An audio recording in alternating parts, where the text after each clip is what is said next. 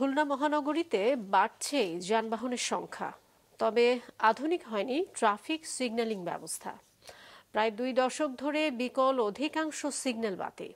যান চলাচল নিয়ন্ত্রণ হচ্ছে হাতের ইশারায়। এতে প্রতিনিয়ত বাড়ছে যানজট, ঘটছে দুর্ঘটনা। SM মিলনের ক্যামেরায় মুস্তফা জামালের রিপোর্ট।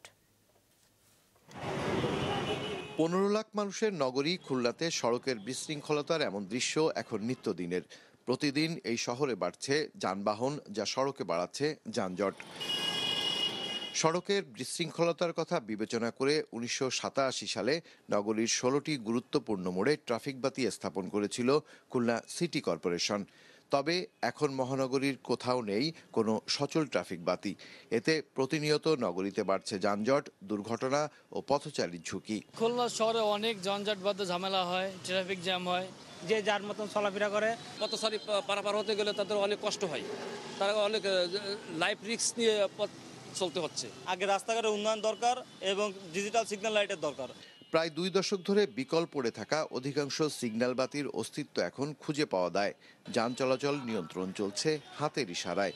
সড়কে শৃঙ্খলা ফেরাতে আধুনিক সিগন্যাল ব্যবস্থা জরুরি বলছে ট্রাফিক বিভাগ। সিটি কর্পোরেশনের তরফ থেকে বহু বছর আগে সিগন্যাল বাতি ছিল, ওই সিগন্যাল বাতি অনেকে মানত বা তাদের একটা অভ্যস্ত হয়ে গিয়েছিল। বিভিন্ন গুরুত্বপূর্ণ মোড় যেমন সোনাডাঙ্গা মোড়, শিববাড়ি মোড়, গল্লামারি মোড়, এই মোড়গুলোতে ট্রাফিক চাপ খুবই বেশি থাকে।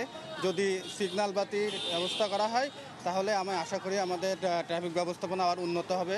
সড়কে শৃঙ্খলা ফেরাতে চালক, পথচারী সবাইকে সচেতন করতে হবে বলছে পুলিশ। আর কেসিসি বলছে নগরীর সড়ক নিরাপদ করতে বিশেষজ্ঞদের নিয়ে কাজ করছে তারা। ট্রাফিক শুধু কিন্তু গাড়ি ঘোড়া রাস্তায় যারা চালায় শুধু ড্রাইভার একা না, যারা আমরা পথচারী তারাও কিন্তু ট্রাফিকের পার্ট। তো সেই হিসাবে রাস্তা যারা ব্যবহারকারী তারা আসলে জানেন না রাস্তা কিভাবে পার হতে হয়। বিশেষজ্ঞ টিম বলতে শুধু সিটি কর্পোরেশন না, খুলনা ইউনিভার্সিটির টিচার আছেন, বুয়েটের টিচাররা আছেন, ওনাদেরকে সবাইকে মিলে একটা ডিপিপি প্রণয়ন করার নির্দেশ দেওয়া হয়েছে। কেসিসি ডিপিপি প্রণয়ন করলে এতে অর্থায়নের আগ্রহ দেখিয়েছে জার্মান দাতা সংস্থা। মোস্তফা জামাল, মাছরাঙা সংবাদ, খুলনা।